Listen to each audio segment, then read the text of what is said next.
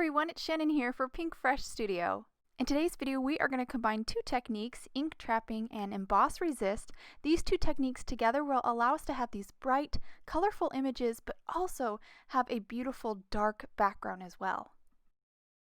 I'm going to be using the Sending Love and Hugs stamp set for today's cards. This is a layering set, and these three layers together create this beautiful kind of floral arrangement. I've used the coordinated die and die cut some white cardstock. I've placed the negative in my MISTI, and now I'm going to pop that die cut back into the negative. I'm going to use this technique today so I can stamp multiples of these flowers very quickly. So now I'm going to take the first layer, which is I'm going to use the main flower layer and kind of position it here over the die cut. Once I get it in place, I'll then pick it up with my MISTI, and it did pick up the die cut, so I'll just pop it right back into the negative. The negative is working kind of like a jig, so I can pop multiple die cuts back into that negative or into that jig and stamp them. So this is just a great way to stamp multiples of the same image. So I stamped this first layer in the Lemon Whip, and you can see we have these beautiful yellow flowers. Now I'm going to pop it back in because I actually want to do some partial inking. It is one of my favorite techniques and I just can't seem to help myself.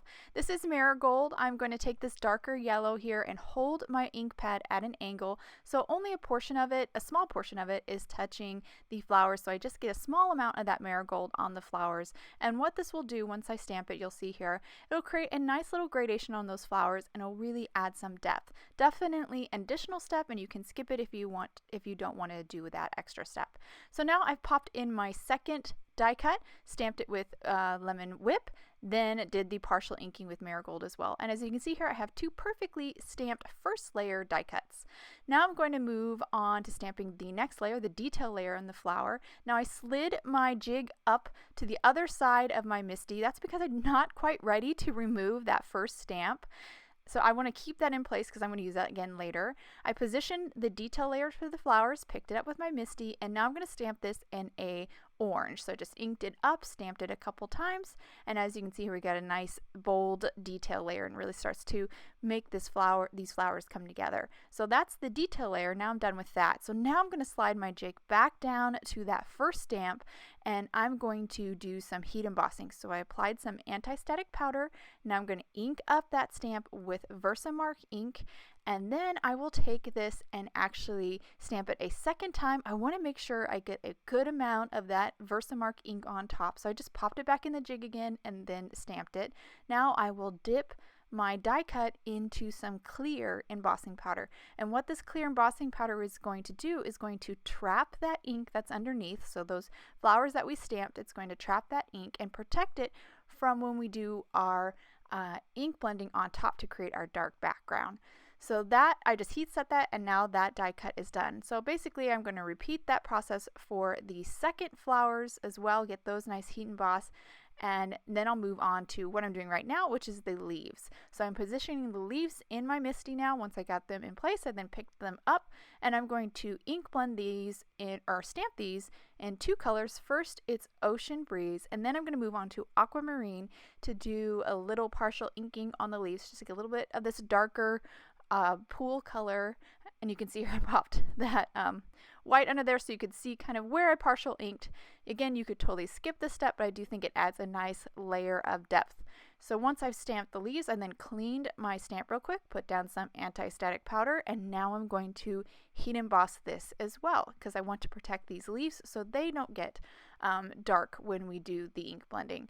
So I stamped it a couple times with the Versamark ink, and then I'm going to dip it into the clear embossing powder and then heat set, of course, with my heat gun. And even though I don't show it on camera, I do repeat this process of the heat embossing for the other die cut as well. So I will have two of these die cuts where the flower and leaves are heat embossed with the clear. And here you can see here are both finished die cuts with the leaves and the flowers heat embossed with the clear embossing powder.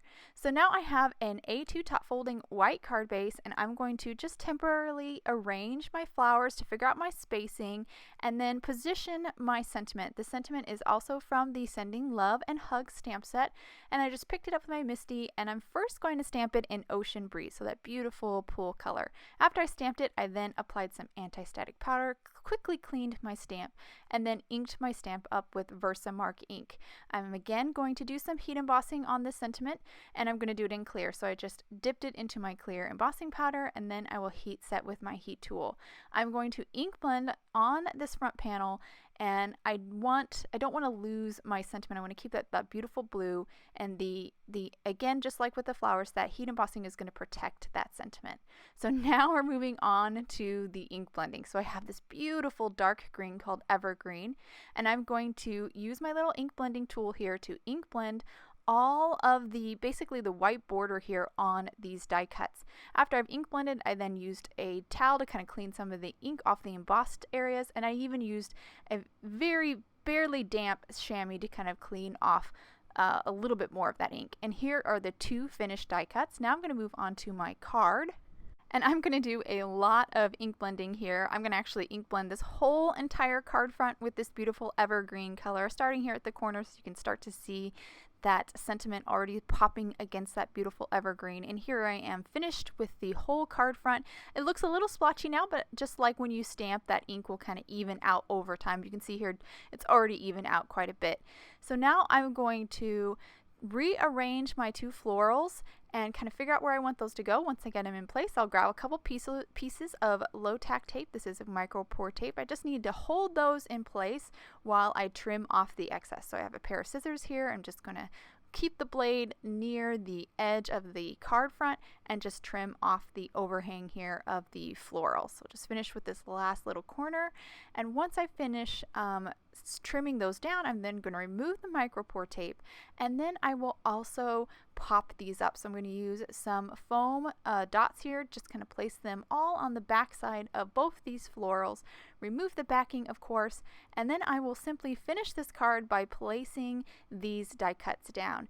And I just love that little addition of depth, because you get a little bit of shadow from the kind of the opening cuts between the flowers that the die creates. I just think it's really pretty, and I love these dark backgrounds. I think this is such a fun and kind of new way to play with your stamped images, is to combine them with these beautiful dark backgrounds.